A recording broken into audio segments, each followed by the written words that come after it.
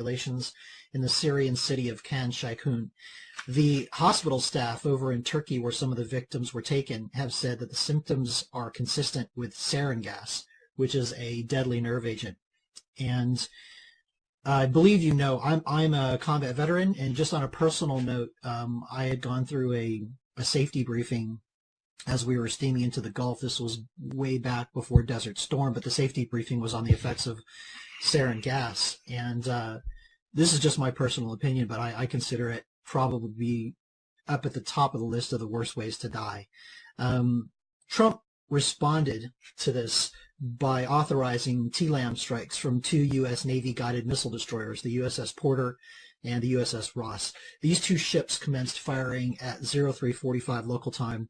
They deployed 59 TLAMs. That's an acronym for a Tomahawk land attack missile. The missiles were fired at Shayrat Air Base, where it's believed the gas airstrikes were launched from. They targeted runways, hangars, ammo depots, the control tower, radio installations. This represents a pretty serious escalation for the United States, and it's the first major test of Trump's exercising military authority. So Russia has indicated it's basically not so pleased with this. They've stated so publicly, and they responded by committing an additional Navy frigate, a couple of corvettes, and support ships to bolster the fleet that's already on patrol in the Mediterranean. What is your view on all of this? What do you think the potential scenarios are here, and what are the ramifications going forward? Well, it's a great question, and I was as fascinated by the detail you just provided, as I'm sure our listeners are. I'm a strategic analyst and a geopolitical analyst, but I don't claim to be a military expert in the sense of true expertise in all those systems. So that's a great introduction. I happen to be involved in some business development with another veteran, actually retired lieutenant colonel who the Army Ranger, a lot of experience in the Middle East, was in the wars in Afghanistan and Iraq. And after that attack, that gas attack in Syria became known, he emailed me and just said, all the threats in the world, of all the things you have to confront and ways to possibly die, he said, that is the worst. So certainly confirms your analysis that of the horrific nature of this. All these attacks in the Middle East, really around the world, are all pretty horrific. But I guess if there's a scale of horrificness, if that's a word, then this is pretty high up there. So certainly confirms what you're saying. I'd like to take a step back. The Syrian situation, I don't really see it as an escalation so much as a response, very specific, very narrowly focused response to the gas attack. Now, of course, we all know back in, I believe it was 2012, maybe 2011, but I think 2012, when there were some prior gas attacks, and there have been several, and actually going all the way back to Saddam Hussein in Iraq prior to 2003, both dictators, Saddam and Assad, have used chemical, biological weapons and gas attacks in the past. So these have been going on for a while. This certainly wasn't the first one. But President Obama drew the famous red line, said, in effect, if you use gas, there'll be a price to pay. He wasn't specific about what it was, but clearly military action was implied. Assad did use the gas, and Obama did nothing. They got into a long negotiation, et cetera. Now, I don't want to rehash that history. I think listeners are familiar with it. But the point is, this opened the door to a lot of things. It really was the beginning of the rise of ISIS. It was the beginning of a Russian intervention in Syria. Russia's always had ambitions and some access to warm water ports, but since then they've built 2 major ports. Of course, the significance of warm water, if you look at Russia, it's a big country with a big coastline, most of which is frozen most of the year. So the ability to get vessels in and out of Mediterranean ports is a big deal. They built an air base. They put in the Spetsnaz special forces. They get a big footprint in Syria, as does Iran. And that was it. Basically, with Obama's actions, it was the United States saying, we're checking out. We're out of here. And one of the oldest sayings, both in physics and geopolitics. In physics, it's nature abhors a vacuum. Geopolitics, power abhors a vacuum. But it's the same thing, which is when you create a vacuum, whether it's physical or political, it's not like nothing happens. What happens is something else rushes in. You may leave, but something else is coming in. And once the U.S. checked out of the Middle East, it didn't mean, peace, love, and understanding in the Middle East. It meant that somebody else was going to come in, and somebody else was Russia and Iran. So now, flash forward, Assad uses the chemical weapons again. But this time he did cross the red line, and Trump struck back. Now, I guess the question is what happens, just to kind of pick up on the escalatory dynamic, what happens if Assad uses chemical weapons again, which you can't rule out. I would expect Trump would strike again, except this time with more force and against more targets. So I believe there were 6 air bases. He disabled 1. Well, he got 5 to go. Maybe they'll take out 2 or 3 or all 6 the next time. Basically, ground the Syrian Air Force, degrade, eliminate what's left of Syrian air power. Syrian air power is not a threat to U.S. air power. It's just a threat to its own people. But of course, that's what Trump's trying to stop. So let's see what happens. Secretary of State Rex Tillerson's in Moscow as we speak, meeting with Lavrov and Medvedev. Not clear if he's going to meet with Putin. But I'm sure there are plenty of back-channel communications going on. Whether the U.S. and Russia can come to some kind of, joint arrangement on the future side, this all remains to be seen. But for now, I don't think the U.S. is going to do more. I mean, we do have boots on the ground in Syria. When people say, does this mean boots on the ground? Well, the boots are already there, but they're not in Damascus. They're not in the places we attacked. They're special forces, special operators, as they're called, working with the Syrian rebels, working with other forces, including Turks and Kurds, to defeat ISIS, and particularly in preparation for the Battle of Raqqa, which will be one of the big events of 2017. Raqqa, of course, is the capital, de facto capital of the Islamic Caliphate or the Islamic State. That's what ISIS is all about. So there's going to be a lot more fighting in Syria. U.S. is involved. We do have boots on the ground, but we're certainly not going to send a Marine Expeditionary Unit in to liberate Damascus or take out Assad. That will be done through diplomacy. But we certainly have a very tense situation subject to escalation. I think I think of it as a chess game. Assad made his move, Trump made his move. Now it's Assad's turn. Let's see what he does. Hopefully he got the message, and this is the end of chemical weapons, but we'll see. But what I'm focused on, Alex, is again, Syria is critical, so I'm not diminishing the importance of that at all. But I think we have a much, much more dangerous situation in North Korea. When I look at gold and stocks and other markets, that they have many drivers. Geopolitics is one of them, plus all the normal fundamentals and supply and demand and economic things that we talk about on this podcast all the time. But sometimes geopolitics comes to the fore. It's always there in the background. But when you look at day-to-day movements, particularly in gold, you say, well, okay, we've got a couple things. We've got just physical supply and demand. We've talked about that in the past.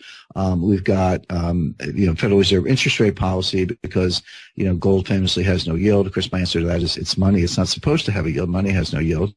If you want yield, you have to take risk, and you're in the world of investing. But when it comes to money, whether it's a dollar bill in your pocket or a gold coin, it's not supposed to have a yield because it's a medium of exchange. That said, gold does compete for investor dollars with interest-bearing investments, and as interest rates go up, it can be a headwind for gold. Not always, but it can be. So you have the monetary vector, and you've got geopolitics. You basically have 3 vectors: basic supply and demand, monetary policy, and geopolitics. They can all 3 be pointing up at the same time or down, or you can have a mixed bag. But right now, certainly geopolitics is a big driver. But in my view, the driver is North Korea more so than Syria, although Syria does have that kind of potential. All right. Speaking of North Korea, President Trump has ordered a U.S. carrier group to steam in the direction of the Northwest Pacific in the vicinity of North Korea. The carrier group consists of the USS Carl Vinson, which is a Nimitz-class nuclear-powered aircraft carrier, a Ticonderoga-class guided missile cruiser, 2 Arleigh Burke-class guided missile destroyers, and an unknown number of submarines. North Korea's response has been a threat of nuclear attack on the United States. Not that that's anything new. They've been saying that for a long time now. And also they're warning that their nuclear capability, if we can call it that, is targeting, which is of a much greater concern in my opinion, targeting U.S. military bases in South Korea. So Trump's comments regarding China's role in theater were that it would be better if China solved the North Korea problem themselves, and that if China decides to help, this is something he tweeted out, if China decides to help, that'd be great. But if not, that we will solve the problem without them. Now, do you see this simply as strong talk, or given the action in Syria, do you think Trump is prepared to back that up? And what does it mean for the overall Korean theater? And as a follow-on, how does this affect the rest of the world? Yeah, I don't see. I followed it closely, Alex. I don't see any of this as just talk or just even strong talk. I think it has a real potential to spin out of control into something. Certainly, possibility of a nuclear war with Korea, and maybe something much worse. And I'll talk about that in detail. By the way, as I say, I always appreciate your. I'm not sure if all the listeners know about your own military background and expertise, and I appreciate that rundown of the elements of an aircraft carrier strike force. It's funny, Reuters, which is a great news service, they use it all the time, very reliable. They publish something on this. They say, well, what's in a strike group, and what do these vessels look like, and so forth. And those kind of infographics are very popular, very useful. But they did have the destroyer, the Arleigh Burke class destroyer, and the cruiser, and they had silhouettes. You know how they Janes and all the other military publications have silhouettes of aircraft or vessels, and they had them backwards. They had the cruiser in the destroyer column, and the destroyer in the cruiser column. As you know, cruisers are a little boxier, and destroyers are a little more lean and mean. They're both very potent. Anything with with cruise missiles on board is a potent vessel, but just goes to show even the experts can get it mixed up. So we certainly always glad to be the beneficiary of your expertise. But let's talk about North Korea now. The thing about wars is that most of the time they don't happen because anybody thinks it's a good idea. They happen because of strategic miscalculation. Sometimes wars are started on purpose. You know, the Islamic State, they just wanted to go out and kill people and start a war. So they're ones who are, I don't think they're very strategic. They're just doing whatever they can to inflame tensions and start wars. So sometimes that happens, or it's a quick land grab, et cetera. But often wars, particularly big ones, start through a series of miscalculations. And there's no better example of that than World War I.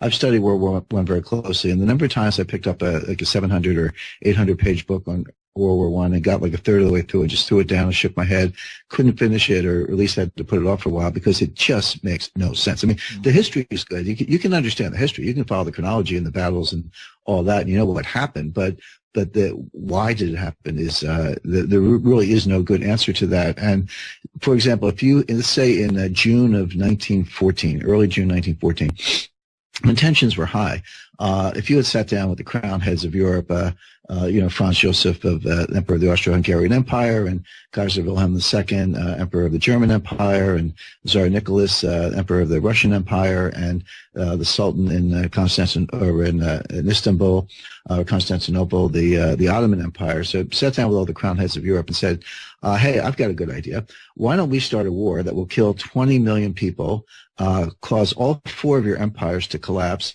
put every one of you either in a grave or in exile the next 5 years, bankrupt France, bankrupt England, and destroy Europe as a world power. Who thinks that's a good idea? I don't think you would have had very many takers. And yet that is exactly what happened. The war started, 20 million were killed for no real discernible reason. All four of those empires collapsed. All four of those emperors were dead or in exile in a matter of years. And European power has never been the same.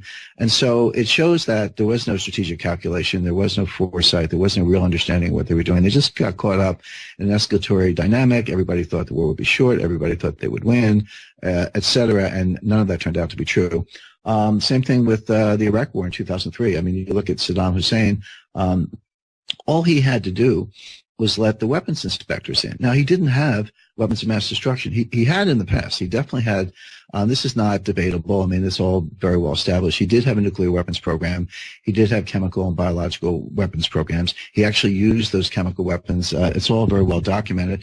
But he had given them up. By the time 2003 came around, that was, his WMD was one of the famous reasons for invading Iraq. Turned out he didn't have those. At least there's some question, by the way, about whether he had stockpiles of chemical and biological weapons and whether those were moved across the border into Syria, literally in the weeks and months before the U.S. invasion, whether perhaps some of those weapons are the very ones being used by Syria today.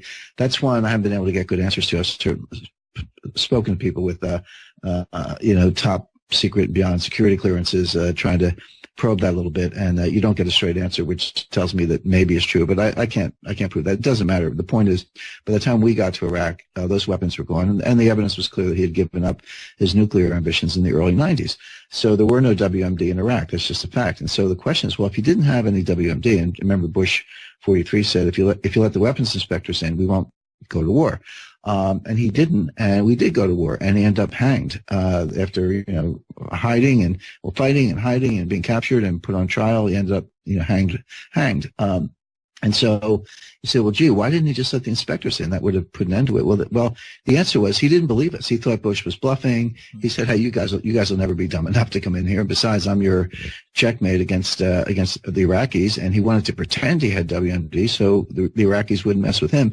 But he just got it wrong. I actually spoke to the guy, one of the few people who interrogated Saddam Hussein. So there was a period after Saddam was captured, before he was hanged, when he was a prisoner and available for interrogation. I spoke to one of his interrogators, and that's what I was told, that he just miscalculated. So the point is, really bad things happen, not because anyone thinks it's a good idea, but because they just miscalculate. So let's take that historical background, bring it over to Korea. Are we witnessing a series of possibly tragic miscalculations? I think the answer is yes. So let's start with Kim Jong-un, the leader of North Korea. Now, let's distinguish for the listeners between a nuclear device and a nuclear weapon. A nuclear device is when I take fissile material, I create a controlled chain reaction, I have some detonators, I let it explode, and I get an atomic explosion. And you can detect those with seismographs and intelligence sources and other technical means. Well, there's no doubt that North Korea has that. They've detonated a number of these nuclear explosions. They have highly enriched uranium. They have plutonium, which is fissile material. You can make a atomic bomb out of either HEU, highly enriched uranium, or plutonium. They have estimated enough for 10 weapons. So they've mastered the enrichment cycle. They've got the fissile material. They've shown they can blow it up, and they have, as I said, they have detonated these atomic weapons. That's all pretty bad, but the next step is, can you weaponize it? Can you take that fissile material and put it in the form of a weapon that, furthermore, could be put on a warhead, on a missile? Because these devices, as I call them, they're the size of trucks. Now, I guess you could put it on a truck and drive it around, but where are you going to go with that? They can't. So they've got to weaponize it. You've got to do something else, which is you've got to ruggedize it. Ruggedize means, okay, even if I've got something that's a weapon that will work, that will detonate in a warhead, I've got to shoot it into space. You've got enormous stress during the liftoff phase. Then it goes into space. Then it has to re-enter the atmosphere. Then it's got to have heat shields. So it has a very rough ride before it reaches the target. So you've got to weaponize it and ruggedize it. The evidence is that North Korea is very far along in that. I won't say they've mastered it, but they put some models on display, and experts have looked at them and said, yeah, it looks like they know what they're doing. Who knows exactly where that is, but no reason to think that they're not pretty far along that. Now, the other thing you need, of course, is a missile that can reach a target. They've got fairly reliable short-range missiles. The next step up is the intermediate-range missile, something that will go out maybe 500 to 1,000 kilometers, that would be capable of reaching all of Japan, parts of China, and basically South Korea. Certainly, they can get those with short-range missiles. That's been hit or miss, no pun intended, but they do seem to have pretty much mastered that technology. They still have times when it blows up in the launch pad, or it launches, but then it sort of goes off course and lands who knows where. Not clear how much of that is imperfect technology on that part and how much might be sabotage on our part. Let's hope it's the latter. Let's hope it's both, actually. But they seem pretty far along in the intermediate range missile missile capability. The last leg of that triad is the intercontinental ballistic missile. This is the one that could hit Los Angeles, or actually hit a lot of big cities in the United States. It's much longer range. It's got to go into space and come back again. It doesn't go into orbit. It's kind of a suborbital ballistic path, but it's very long range. They have not mastered that. They're trying. They're making good progress. So where do we stand? They've got the enrichment cycle. They've got the fissile material. They've got the ability to create atomic explosions. They've got short-range and intermediate-range missiles. They're working on miniaturization, weaponization, ruggedization, and they're working on ICBMs. They're not that far away. They seem to be making very good progress. They are probably 4 years at most, maybe 3 years from being able to fire an atomic weapon at Los Angeles and kill 3 or 4 million Americans. So that's the capability. Whenever you do the strategic analysis, Alex, as you know, you have to look at capabilities and intentions. If you don't have the capability, then all the talk in the world doesn't mean anything because you can't do it. If you do have the capability, you still have to ask about intentions. India has nuclear weapons capability, missile capability, but do they intend to strike the United States? Nobody thinks that. So it's the combination of the two, capability and intentions. They've come very far down the capabilities path. They're getting dangerously close to being able to nuke L.A. So let's talk about intentions. Kim Jong-un has stated his intention to attack the U.S. with nuclear weapons. I see no reason not to believe him. He doesn't quite have the capability yet, but that's a dangerous combination. Now, what is he thinking? Well, of course, it's impossible to know. And one line of analysis I've read recently, which is not reassuring, is that he's actually crazy. That's probably the worst possibility in the world. You got a crazy guy with nukes. But even if he's one of these people who's very, let's say, cagey, not crazy, but acts a little crazy to keep everybody off guard, something called, strategic ambiguity. Go back to the World War I case history. It's the confusion about other people's intentions that causes strategic miscalculation. Now, he's looking around the world and he's saying a couple things. Let's look at different nuclear weapons programs in rogue states. So what happened in Iraq? Iraq was working on nuclear weapons. They didn't have them when we went in, but they were working on them. The evidence for that is clear. Iraq was working on nuclear weapons programs. They gave it up, and Saddam Hussein got hanged. Gaddafi in Libya was working on a nuclear weapons program. He gave it up, and he got a bullet in the eye. So the lesson is, if you have nukes and you give them up, you get killed. The Iranians are working on nuclear weapons programs, and they're still standing. So Kim Jong-un's takeaway is, okay, if you work with the United States to give up your nukes, you get killed. But if you keep your nukes, they don't mess with you. So, which is totally a bad message. It's a major blunder of U.S. foreign policy and U.S. military policy that we have created a situation in 3 cases, Iraq, Libya, and Iran, where if you work with us and give up your nukes, you get killed. But if you keep them, we don't mess with you. That's the wrong message. But that's the message we sent, and that's what Kim Jong-un has internalized. So he's saying, all right, well, I'm going to keep going on my program because, look, it's an illegitimate regime. It's a brutal regime. It's a thuggish regime. It's run like a crime family. I've done a lot of work on North Korea. They actually send a cable to their embassies saying, all you embassies said, we don't have the money to pay for you, so you have to pay your own bills. And we suggest you do it with criminal rackets. I mean, counterfeiting, drug smuggling, and diplomatic pouches. I mean, it's run like the mafia. And they've got the same ethic of the mafia, which is basically kill anyone who looks at you cross-eyed. So, including your own family members. So that's what's going on there. That's the best way to understand it.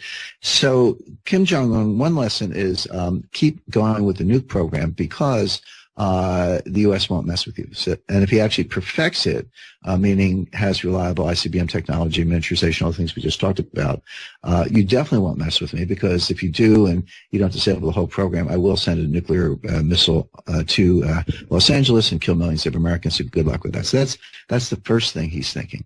The second thing he's thinking is, again, being illegitimate, how do you keep this thing going? How do you keep any racket going? Well, the main way you keep the racket going is to pay your people. Well, how does he earn hard currency? He's been shut out of the banking system. He's been de-SWIFted.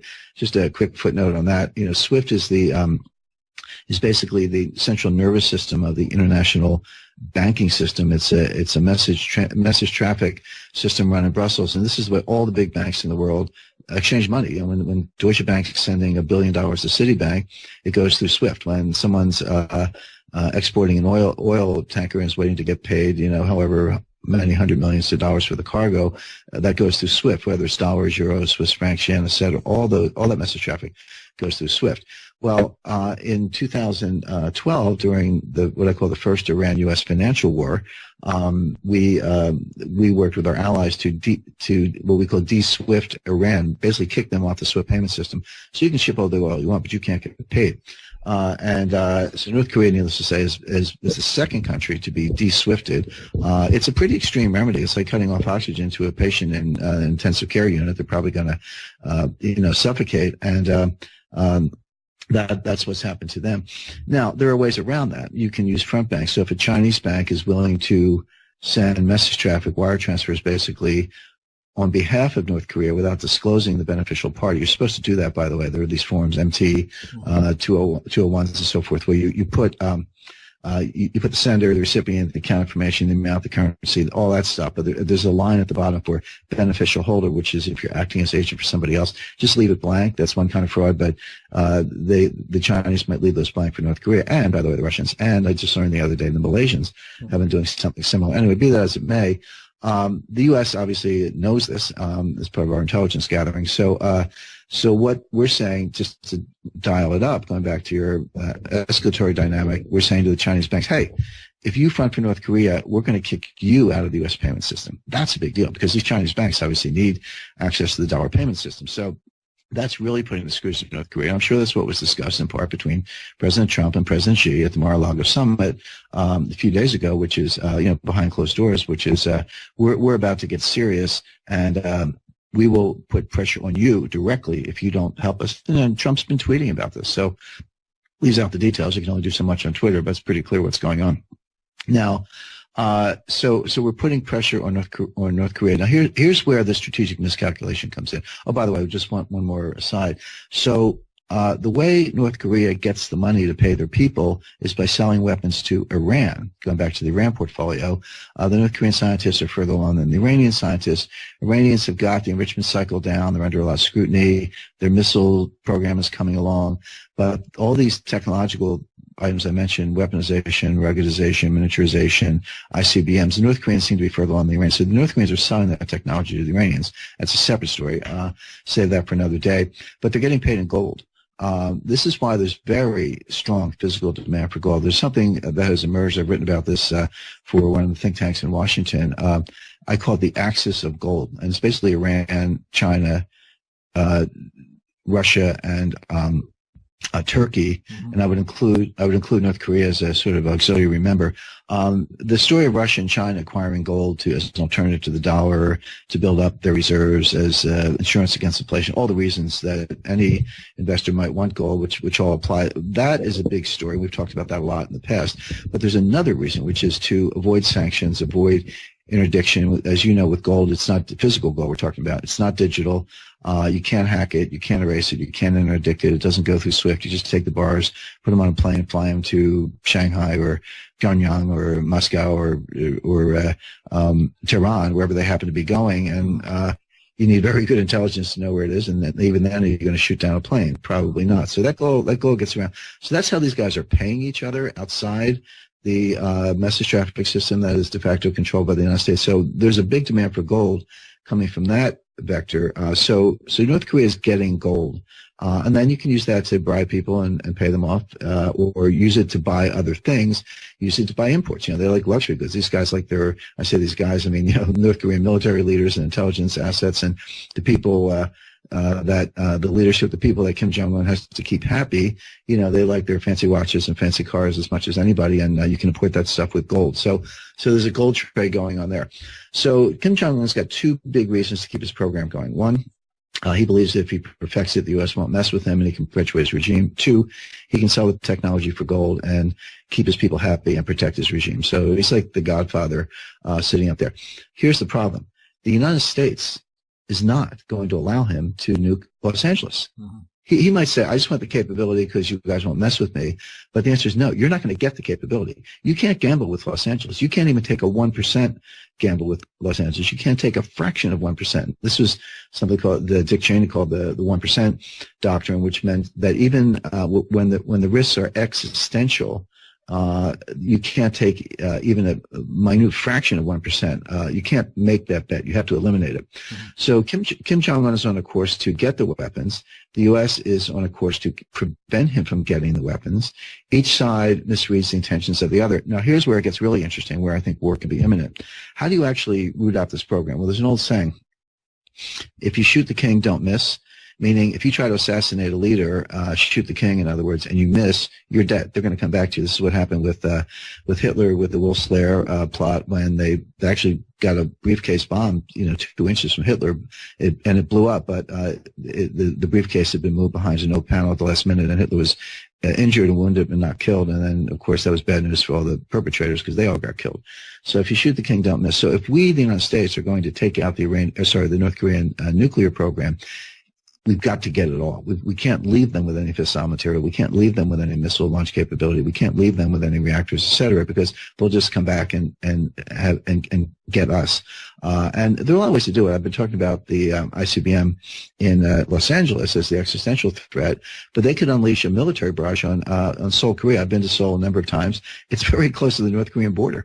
It'd be nicer for them if they were down around Busan or someplace further away, but they're not. They're well within artillery range. I'm not talking about bomber range. I'm talking about artillery range of the North Korean border, and they will be massively bombarded. And then North Korea could use even their short-range missiles to attack U.S. bases in Korea and the region. So even if they can't reach L.A. because we hit them before they get the ICBM, they can easily kill a lot of Americans in the region, and that's exactly what they've threatened to do. And there they do have the capability.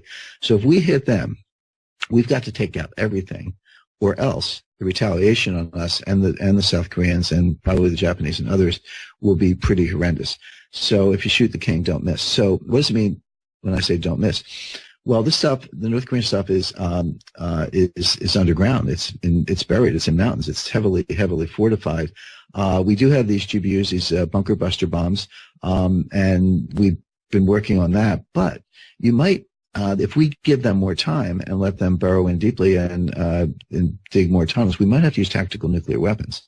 Now, atomic weapons, by the way, switching back and forth between atomic weapons and nuclear weapons, just trying to distinguish between Hiroshima-type bombs and thermonuclear devices, which are North Korea's not even close to getting those, but they're the ones that the Russia and the United States have. But we're talking about atomic weapons, the kind that were used in Hiroshima and Nagasaki. Now, that was the last time. August 1945 was the last and only time these weapons were used in warfare, other than obviously they've been tested up until the 1960s. But there's smaller yield tactical nuclear weapons. There are actually some what they call subnuclear, which are pretty powerful, that kind of get up to a certain critical stage and unleash a lot of energy. I don't want to get too technical on all this, but the point being, those are obviously more powerful than the bunker busters. Mm-hmm. Will we have to use those to wipe out the North Korean program? In other words, make sure if we shoot, we don't miss. Well, all I know is the more time that goes on, the more likely that becomes. So if you're the United States and you're saying, well, we don't want to use tactical nuclear weapons because that crosses a separate red line, do we then give permission to Russia to use them elsewhere? Then you better act sooner than later. So here's the dynamic. Kim Jong-un is on a course where he says, I'm keeping my nuclear weapons to perpetuate my regime and so the U.S. won't mess with me. The U.S. is on a course that says, we've got to take out your program sooner than later because it's an existential threat. That's a recipe for war. And that's a recipe for war sooner than later. So my view is we're on that course. This is not just saber rattling. This is not just bluster. This is not just talk. And Trump, now just to connect the dots all the way back to Syria, Trump has shown that he's decisive, that he is willing to shoot. And not to be glib, but the whole thing in Syria, I mean, when you have a forward deployed military with as much weaponry and technology and capability as the United States, the generals don't totally mind taking out a Syrian airfield. I mean, in some ways, it's target practice. And again, I'm not being glib. I'm just saying that when you got all this stuff, you got to use it every now and then to make sure it works. And you know that very well. So military's primed. They had a nice, live fire exercise in Syria. Trump has shown he's decisive. We're on a collision course with North Korea. So, again, just to cut to the chase, this is one of the drivers of gold right now, physical gold prices in particular, in addition to the other things we mentioned. I think the gold market has this figured out. I think the smart money has this figured out. Institutional investors are usually the last to know, and retail, unfortunately. But I think some of the hedge funds, some of the sovereign wealth funds, some of the big players are going to gold because they see this happening. Okay, so this has brought up a couple of different thoughts that I think maybe we should talk a little more about. And one is, you had mentioned that kicking China out of SWIFT is a potential move on the chessboard. This seems to me to be a pretty extreme sort of action, and what I'm wondering about that is, could that backfire, and could the blowback of that be cause for an acceleration of seeking alternatives to SWIFT? In other words, looking for other ways to transfer money around, or looking at gold as being, as you've mentioned, the axis of gold. Gold is sort of a two-edged sword here, in that it's the only form of money I'm aware of, really, that governments are unable to control. Gold is completely fungible. You can take a gold bar, and even though it's got serial numbers on it, and it may be tracked in certain systems, if you take it out of those systems and you melt it, you could recast it into a bar and sell it anywhere in the world, and it's completely untraceable. What do you see there as could that be an accelerant to moving away from the U.S. dollar as a form of transaction globally? Yeah, just to be clear, Alex, I don't foresee kicking China out of SWIFT. I think that's the equivalent of using tactical nuclear weapons. I don't think that will happen. Just to be more specific, what I was talking about is the United States kicking certain Chinese banks out of Fedwire, which is the U.S. dollar payment system. So there are two major payment systems. One is the U.S. dollar payment system, completely controlled by the Fed and the U.S. Treasury, operating through Fedwire. And even if you're a smaller bank or a foreign bank and you're not in Fedwire, you can't move dollars around without going through a correspondent bank that does. And so what the U.S. does is we just send out, through whether it's through OFAC or other sources, we just tell our banks, hey, this bank is on the list. This Chinese bank is on the list because we think they're funding for North Korea. All the banks in the world are not allowed to move dollars through our system for that bank. So it's kind of like Syria. It's targeted. By the way, we're morphing. It's interesting, Alex. You have a military background. I do a lot of strategic work. We both obviously have a financial background. Notice how we're moving back and forth between kinetic war and financial war. These are not just metaphors. I just led a seminar. It was really an honor to be invited for the Advanced Strategic Art program at the U.S. Army War College. And this was a group of, I say college, don't think of undergraduates running around in blue jeans. These are, the U.S. Army War College is graduate level instruction only. There is no undergraduate division. The people in my seminar, about 15 of them were mid-career officers, so majors, captains, lieutenant colonels, all with brilliant academic backgrounds. See, this was a hand-picked group. The quality of the students at the U.S. Army War College is pretty high to begin with.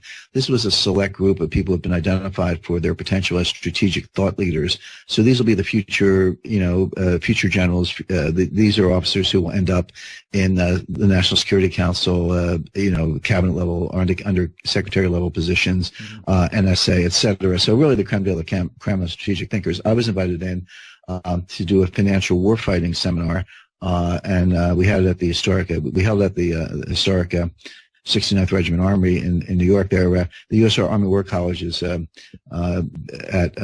Carlisle, Pennsylvania. But this group came to New York because they were meeting with other financial people. Actually, after my lecture, their next guest lecturer was Secretary Geithner. So we had a little fun talking about that. I said, well, you're going to get a very different view of the world from Secretary Geithner than you got from me, but that's okay. That kind of diversity is good. But this is exactly what we were talking about, how the line between kinetic and financial and cyber and financial are being blurred. They're all part of the battle space. So just to come back to this, just as we targeted one airfield, not 6 in Syria, so the U.S. can target one bank, not 20, and one payment system, not all of them. So I don't see China as a country will not be de-SWIFTed, but certain Chinese banks may be kicked out of the U.S. payment system if they're carrying water for North Korea. So I do expect that. Now, having said that, your bigger point is absolutely correct, that this has been well vetted.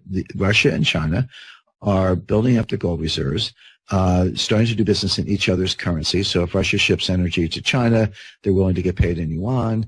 If Russia then wants to buy certain technology exports, or it could be iPhones for that matter, from China, China's willing to take the yuan back, China's willing to take rubles, etc.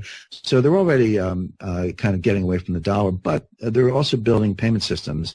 And actually, one of my favorite central bankers in the world, Elvira Nabiullina, who's the head of the Central Bank of Russia, recently announced that if Russia were de-SWIFTed, they would kind of shrug and say, "No big deal. We've got our alternatives good to go." So I don't see Russia trying to get de-SWIFTed, but they are. One of these alternatives, as I mentioned, is gold. All of a sudden, your reserve position might be, in Russia's case, it's today it's about 400 billion. China's in a whole different league there. China's about $3 trillion of reserves. I'm using dollars as a numeraire, but it's not all in dollars. That's the point. Some of it's in euros, some of it's in each other's currencies, and increasing amounts are in gold. So just like Russia, if your reserve position is 400 billion, you don't spend your whole $400 billion all at once. It's, $5 billion here, $10 billion there, $1 billion here, a couple $100 million there, as the case may be, to settle payments and payment obligations with trading partners, or if your own corporations need access to hard currency. Well, gold's a part of that. You can, like you say, Russia owes some money to China, put some gold bars on a plane, fly to Shanghai, done. And I was recently in Shanghai. I met with the two of the five biggest physical gold dealers in China. They're banks, of course. By the way, one of the things I asked them, I said, I have pretty good information that the People's Liberation Army moves the gold around, in armored columns and so forth. I said, why is that? I said, why don't you guys move the gold around? I mean, can't you get some armored cars or Brinks or whatever? And the guy just looked at me and said, we're not allowed to have guns. I said, oh, well, right. You don't have a Second Amendment. In the U.S., you're allowed to have guns. But you can't very well be in the business of having an armored car business if you can't have guns. And so that's one reason. There are multiple reasons, but that's one reason they use the PLA, because they're the only people allowed to have weapons. But the government, the PLA, the banks, they're all working hand in glove. But this system is very far along. So again, from the gold investor's point of view, rising geopolitical tensions is one reason to have physical gold. But the efforts of Russia and China and others to build alternatives to the dollar payment system. I mean, look, the euro's got its issues, and even if you switch from dollars to euros and Swiss francs, which is what Iran did, when we kicked Iran out of the dollar payment system in 2012, they said, no big deal. They just switched to euros. We'll ship the oil, pay us in euros, pay us in Swiss francs. It was only when they were de-SWIFTed, when they couldn't transact in euros and Swiss francs and yen and other hard currencies, that they actually came to the bargaining table and started talking to Obama about their nuclear program. So, but Russia and China aren't going to wait for that. They're not going to be vulnerable to that. They're not going to be held hostage. And so in addition to all the other reasons we mentioned, this is a very strong demand vector for gold, which is, it's the one thing you can't freeze, seize, or interdict. Mm-hmm. Going back to something we were talking about a little bit earlier, you had mentioned reading about World War I and the reasons that countries go to war. And it made me think of how you also mentioned Kim Jong-un. He sort of acts a little crazy sometimes, and, it's possible that instead of being crazy, I should say, he's just acting this way to keep people off guard. And it occurs to me, and this is complete speculation and opinion on my part, but it occurs to me that I think Trump maybe does a little bit of the same thing.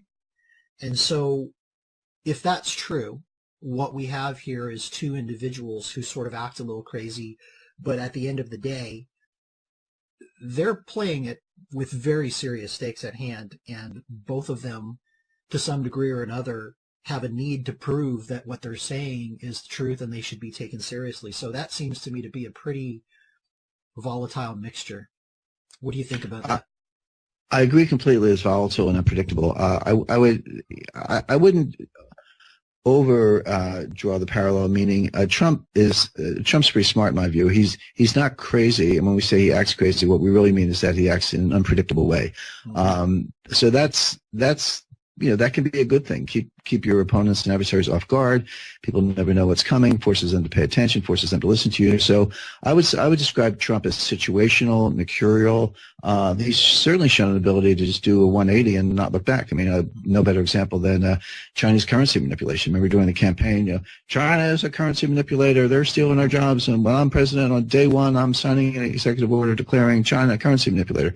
Well, bearing in mind that that's not the president's job. That actually comes from the Treasury Department. The Treasury Department can take instructions from the White House if need be. And it's twice a year that currency manipulator label comes out in a report, required by Congress twice a year, April and October. By the way, the April report is coming out in a matter of days, and the best information there is that China will not be declared a currency manipulator. Nor did the president do anything on his first day in office, and nor has he mentioned it very much recently. So and the reason is obvious, which is he's now engaged in dialogue with China. He needs China's help on North Korea. By the way, you mentioned the deployment of the aircraft carrier strike group to Korean waters, very big deal. The best information, not verified from multiple sources, but from at least one reliable source, is that China has mobilized the People's Liberation Army to move them to the Yalu River, just on the Chinese side of the North Korean border. That, of course, has echoes of the Korean War, when General MacArthur miscalculated Chinese intentions with regard to crossing the Yalu. But whether This is a pincer movement where you have ground troops on the Yalu River and sea forces on in the North Korean waters, in Korean waters, ready to strike on land, sea, and air if Kim Jong-un doesn't back off. That's possible. Very interesting scenario where the last time we mixed it up in Korea, it was the U.S. and South Koreans versus China and the North Koreans. The next time it could be South Koreans, U.S. and China versus the North Koreans. That would be an interesting twist. But that's only one possibility. Another possibility is that China is kind of signaling the U.S., hey, don't attack North Korea because we're sitting there on the border. We're waiting to we'll come back into Korea and stabilize rather than destabilize the regime. I think it's probably the former than the latter, but you just can't rule anything out. All I know is that you've got dangerous escalation going on land, sea, and air, U.S. and China, putting boxing North Korea from a couple different directions. But again, this is all about these potential miscalculations. So I think Trump knows what he's doing. He does. He has reverse course. So that's a way to understand Trump. Not as crazy, but as I say, situational, mercurial, a little unpredictable. Kim Jong-un, on the other hand, whenever you have to say to yourself, gee, is the guy actually crazy or is he just acting crazy? Listen to your own question. I mean, what's the difference? What's the difference between a guy who is crazy and a guy who acts crazy? The fact is, some crazy people act pretty sane, like serial killers and others. So I don't know. But here's what I do know. You cannot gamble Los Angeles on getting the right answer to that question. You have to basically treat him as perfectly capable and having the intent to start World War III, and you have to stop that before it happens. All right. Let's turn to economics as we wrap this up then. The next FOMC meeting is scheduled for 3 weeks from now. What track is the Fed on in terms of raising interest rates, and what are the factors we need to be watching that could impact this process? Well, we have just a couple of minutes left, and that's something I could probably talk for an hour on without pausing for breath. So we don't have time for that. But so here's the thing, Alex. I'll give you the short version, and but this is the Fed policy is the gift that keeps giving. I mean, there's never a time when we run out of things to say on the Fed. So maybe we'll make that a big topic in the next podcast. But here's the quick version. The Fed will raise rates 4 times a year, 25 basis points each, in March, June, September, December, every year from now until the middle of 2019, until they get to 3.25%. That's the baseline scenario. That's what they're going to do. Now, there are 3 reasons why they won't actually do it in a particular case. So just assume they're going to raise them in June, September, December 2017, March of 2008. They're just going to keep going unless one of 3 things causes them to pause. And pause is the key word. That's the word Dudley used the other day, and it's not by accident. Pause is one of those buzzwords. Pause means we don't raise at a particular meeting, and we might pause for 1 meeting. We might pause for 2 meetings. And by the way, in 2016, they paused for 7 meetings. They raised them in December 2015. They did not raise them again until December 2016. There are 8 meetings per year. So that was a 7-meeting pause. So these pauses can be pretty long. The pause just means one of 3 things has happened, and we're going to stop raising rates until the situation is rectified. So what are the triggers for a pause? One is if job creation falls below 75,000. So even 100,000, which these days is considered a weak jobs report, that will not cause the Fed to pause. So if you don't see that, then they're still going to raise. Second one is disinflation. The Fed believes that it has achieved its inflation targets, or will shortly. Their preferred measure is PCE, price deflator core, year over year. That's right now about 1.8%. Their target is 2%. So they're just about there. But if you see that back off, if you see it go down to 1.5, 1.3, et cetera, then that's another reason for them to pause. The third reason is stock market falls out of bed. Anything short of a 5% drawdown, they don't care. So if the stock market goes down 1,000 points, the Fed absolutely doesn't care. But if it goes down more than 1,000 points, if it starts getting closer to 10%, if it looks disorderly, meaning it could just feed on itself and create a panic momentum, then they will pause. But that's it. So look for those. And kind of going along with the job point I mentioned, if GDP goes, completely falls out of bed, goes negative. By the way, we're close to negative right now. Forecast for first quarter looks like it's maybe 0.6% or certainly below 1%.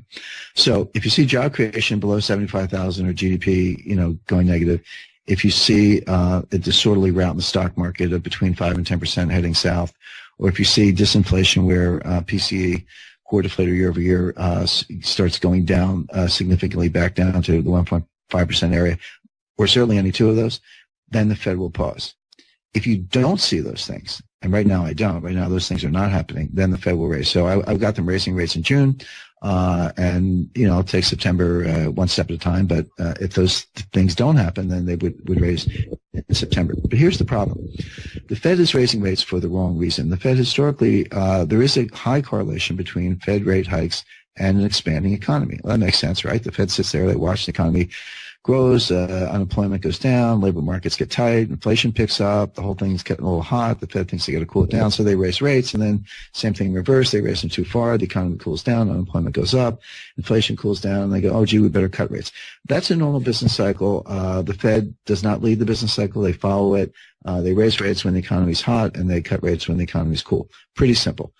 That is not what's going on right now. The market thinks it is, which is one of the reasons the stock market's going crazy, but that is not what's going on. What's going on is the Fed is raising rates exactly as I described.